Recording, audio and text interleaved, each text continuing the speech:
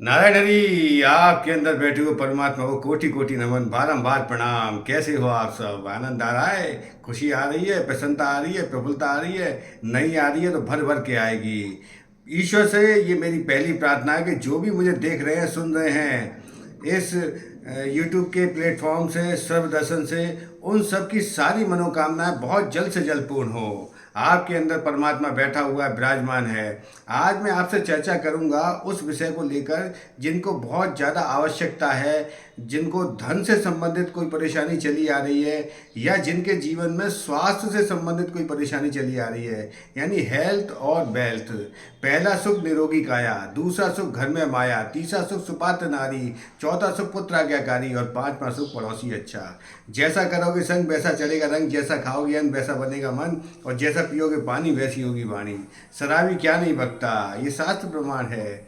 शराबी क्या नहीं बकता, ज्वारी कभी सत्य नहीं बोलता, छल स्त्रियों से सीखो, ये शास्त्र प्रमाण है।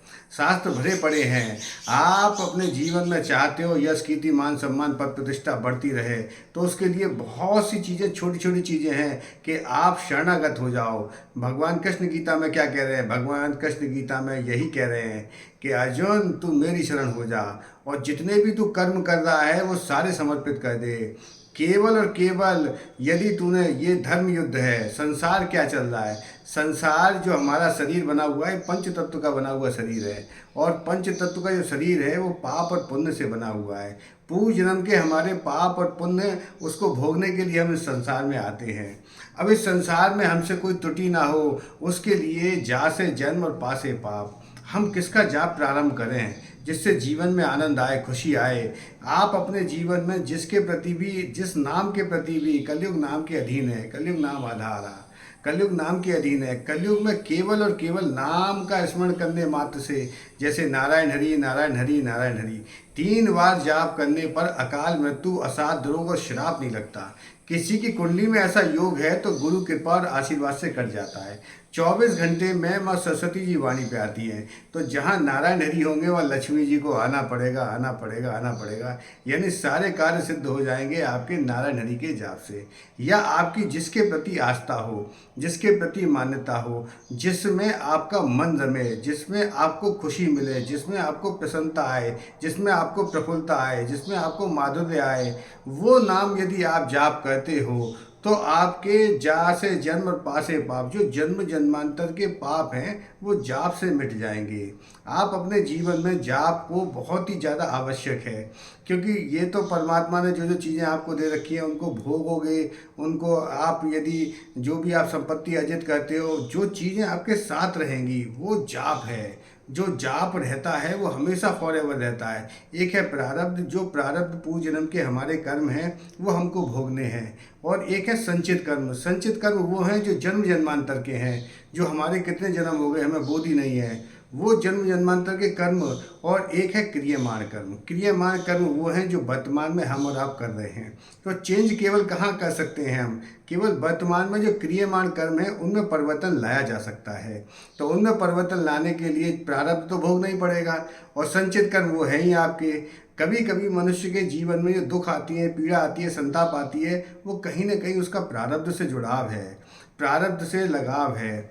जब युद्ध पांडव जीत गए, उसके बाद पांडव जब युद्ध जीत जाते हैं तो बुआ कहते थे कुंती को, तो भगवान उनके पास पहुंचते हैं तो बोलते हैं उनसे कि बुआ मैं तो जा रहा हूँ द्वारका, आपको क्या चाहिए? आप जो चाहती हो आप मेरे से मांग लो। तो भगवान कृष्ण से उन्होंने बहुत सुंदर और प्यारे शब्द कहे। वो उन्होंने कहा कि हमें वास्तव में आप देना चाहते हो? तो उन्हें बिल्कुल बुआ, जो आप बोलोगी वो मिलेगा आपको। तो बोले हमें तो दुख दे दो। तो बोले दुख क्यों मांग रही हो? सारा तो संसार आपके विजयी हो गए हैं, आपके पुत्र जो है यशस्वी हो गए, तेजस्वी हो गए हैं, आप संसार की और चीज़ें मांग लो, ये आप क्यों मांग रही हो दुख?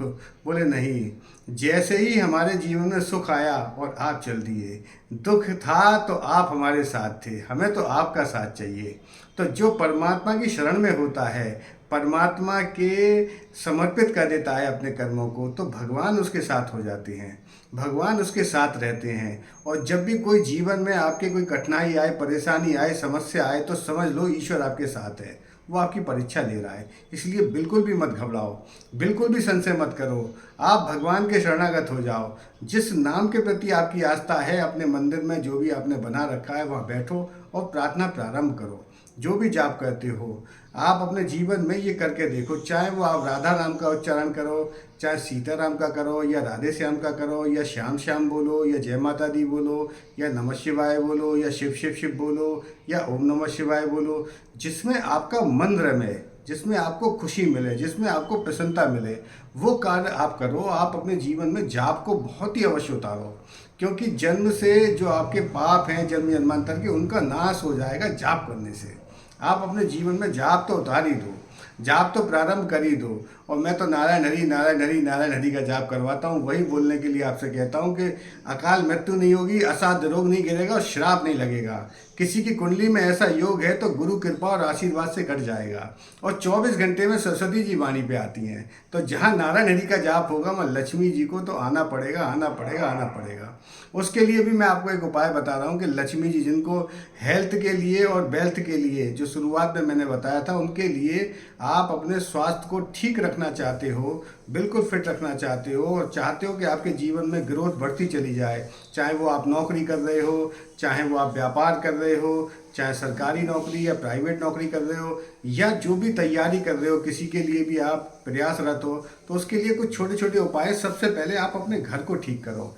जिस घर में भी आप निवास करते हो उसका जो मुख्य द्वार है, वहाँ पर दोनों साइड आपको शुभ और लाभ, हल्दी और गंगाजल मिला के, आप हल्दी और गंगाजल को मिला लो और उससे शुभ और लाभ दोनों साइड लिख दो। एक तरफ शुभ लिख दो, एक तरफ लाभ लिख दो, तो आपके जीवन में शुभ और लाभ शुरू हो जाएगा।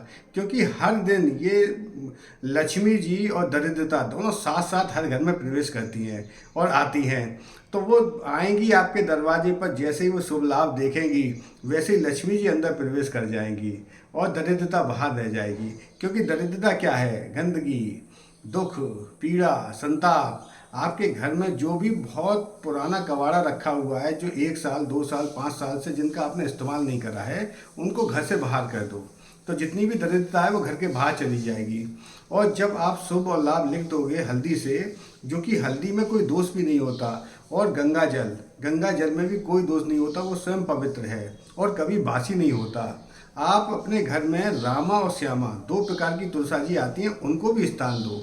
तो जब आप उनको स्थान दे दोगे तो घर में यदि रोग है, शोक है, दुख है, पीड़ा है, संताप है, वहाँ पर यदि वो नहीं रुकती हैं, जिनके घरों में, वो रामा श्यामा दोनों को एक साथ रख दोगे तो वो आपके यहाँ रुकने लगेंगी। और सबसे पहले इंडिकेशन होता है घर में कि यदि आपके घर में रामा और श्यामा तुलसा जी मुरझा गई हैं, यदि वो नहीं टिक रही, तो इसका मतलब कोई परेशानी, दिक्कत है। आप किसी गुरुदेव जो सचार मानव आचार फलादेश वक्ता से अपनी कुंडली की विवेचना करवा सकते हो, कुंडली दिखवा सकते हो। कोई परेशानी ग्रहों द्वारा तो नहीं हो रही आपको, क्योंकि वायुमंडल में 2 प्रकार की रश्मियाँ आती हैं भगवान सूर्य के द्वारा। एक आती है अमृतमयी रश्मियाँ और एक आती है विषमयी रश्मियाँ। अमृतमयी रश्मियाँ सुख, समृद्धि, यश, कीर्ति, मान, सम्मान, पद, प्रतिष्ठा बढ़ाती चली जाती है। आप जहाँ भी जाओगे वहीं आपको आनंद आएगा। और विषमयी रश्मियाँ नकारात्मक विचार लाती हैं, सोचोगे कुछ, बोलोगे कुछ और होगा कुछ। जीवन में बहुत सी छोटी छोटी परेशानियां शुरू हो जाती हैं विषमयी रश्मियों से। जब कोई रत्न धारण कर लेते हो, आप, एक प्रश्न आया था कि गुरुजी आप तो इतने सारे रत्न पहनते हो। देखो, रत्न जो है वो ग्रहों के अधीन होते हैं। जिन ग्रहों से वो रश्मियाँ आ रही होती हैं, यदि आपको वो रश्मियाँ चाहिए आपके जीवन में, तो दोष रहित अभिमंत्रित नक्षत्र में निर्माण और मुहूर्त में धारण करो, जिससे आपके जीवन में वो अमृतमयी रश्मियाँ आपको प्राप्त हों किसी न किसी गुरु के सानिध्य से। यदि आप कुंडली में कोई ग्रह अच्छे चल रहे हैं तो उनका अच्छा प्रभाव आपके बढ़ जाए, और गलत यदि उनका प्रभाव आ रहा है तो उसका निवारण हो जाए। यही रत्नों का कार्य है। तो मैं आपको बता रहा था कि लक्ष्मी जी के लिए, वेल्थ के लिए, आप हेल्थ के लिए सबसे पहले तो तुलसा जी, रामा श्यामा अपने घर में स्थान दे दो। और चाहो तो यदि जिनको बहुत समय से परेशानियां, दिक्कतें चली आ रही हैं, खासकर स्वास्थ्य से संबंधित, तो आप अपने घर में अशोक के वृक्ष का, अशोक छोटा सा पौधा आप गमले में लगा सकते हो और उसे स्थान दो। जहाँ पर अशोक का पौधा होता है वहाँ कभी कोई शोक नहीं आता। और खासकर दक्षिण मुखी जिनके मकान है वो तो जरूरी अपने घर में स्थान दें। तो आप अपने घर में, बहुत ज़्यादा ज़रूरी है, अशोक का आप पौधा अपने घर में लगा लो, तो आपके घर में शोक नहीं रहेगा। तो तो रोगों से आपका निवारण हो जाएगा। ये तो रहा पहला। और यदि आपको ज़्यादा परेशानी दिक्कत है तो शनिवार और मंगलवार को हनुमान जी के मंदिर में जाओ, वहाँ चोला चढ़ाओ उनको, और चोला चढ़ाने के उपरांत आप सीधे पैर का अपने माथे पर तिलक लगाओ। सीधे पैर का उनके अपने माथे पर तिलक लगाओ, और तिलक लगाने के उपरांत अपने घर में आके जो दरवाज़ा जहाँ पर आपने हल्दी और उससे शुभ और लाभ लिखा है गंगा जल से, वहीं पर आपको 1 2 3 1 2 3 1 2 3 ऐसे करके 3 3 करके 9 बिंदी बनानी है दोनों साइड। जहाँ पर आप ये बना दोगे 9 बिंदी दोनों साइड दरवाजे के, तो आपके घर में कोई रोग शोक प्रवेश नहीं करेगा, वहीं दरवाजे पे रुक जाएगा। और ज़्यादा कोई परेशानी दिक्कत चली आ रही है स्वास्थ्य से संबंधित, तो उनके लिए पंचमुखी हनुमान जी अपने दरवाजे में बाहर की तरफ व्यक्ति लगा सकते हैं। पंचमुखी हनुमान जी जैसे ही आप उन्हें स्थान दोगे, वैसे ही आप के घर से बाहर जितने भी रोग हैं, दुख है, पीड़ा है, संताप बाहर ही रहेगी। आप ये लगा सकते हो। और वेल्थ के लिए, लक्ष्मी जी के लिए आपको एक उपाय बताता हूँ। लक्ष्मी जी के लिए एक बहुत सुंदर उपाय बता रहा हूँ मैं आपको। पंसारी की दुकान पर जाना है। पंसारी की दुकान पे जाने के उपरांत वहाँ से आपको 2 वस्तु खरीद के लानी है, और 2 वस्तु खरीद के लाके आप अपने मंदिर में रख देना। और मंदिर में रखने के उपरांत आपको दीपक जलाना है घी का। जैसे ही आप दीपक जलाओगे घी का, वो 2 वस्तु रख के, तो आपकी कुल देवी, आपके इष्ट, आपके जो भी वंशानुगत जो आपने गुरु ने आपको मंत्र दे रखा है, वो आपका जागृत हो जाएगा। वो आपको शुभ फल प्रदान करने लगेगा। जिसका भी आप जाप करते हो, आपकी यश कीर्ति बढ़ने लगेगी, आपका सम्मान बढ़ने लगेगा चारों तरफ। आपको वो 2 वस्तु खरीद के लानी है वहाँ से। आपको सबसे पहली वस्तु तो लेकर आनी है जो बहुत ज़्यादा अति प्रिय है, जो नकारात्मक ऊर्जा को भगाने के लिए, वह भीमसेनी कपूर।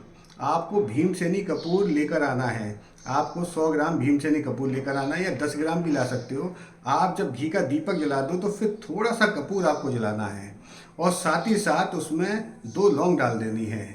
आपको परमात्मा से अपने मंदिर में प्रार्थना करनी है कि जो भी आपका कष्ट है, जो भी आपकी पीड़ा है, जो भी आपका संताप है, वो समाप्त हो जाए। साथ ही साथ जब कपूर लेकर आओगे तो वहाँ से आपको एक वस्तु और लेकर आनी है, और वो वस्तु लाने के उपरांत आपको एक आता है लघु नारियल।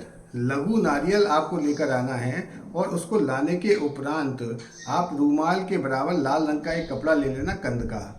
कंद का कपड़ा नहीं मिलता है तो लाल रंग का कपड़ा लेना, और उसको लपेट देना लघु नारियल को, और लाने के उपरांत वो मंदिर में रख देना, जो भी आपका मंदिर है। ये 2 उपाय करो आप लौंग का जोड़ा जलाओ आप कपूर पर, ये, और प्रार्थना करो भगवान से, ईश्वर से, परमात्मा से, जो भी आपके इष्ट हैं, कुलदेवी हैं, देवता हैं, आपने जिनको धारण कर रखा है, कोई मंत्र दे रखा है, तो उसका जाप प्रारंभ करो, और आपके घर से तुरंत ही वो परेशानियां, दिक्कतें दूर हो जाएंगी। लघु नारियल लाने के बाद आपके घर में लक्ष्मी जी आ जाएंगी, लक्ष्मी जी के रास्ते खुल जाएंगे। आप ये उपाय करके देखो। आपके अंदर बैठे हुए परमात्मा को कोटि कोटि नमन, बारंबार प्रणाम। नारायण हरि, नारायण हरि, नारायण हरि।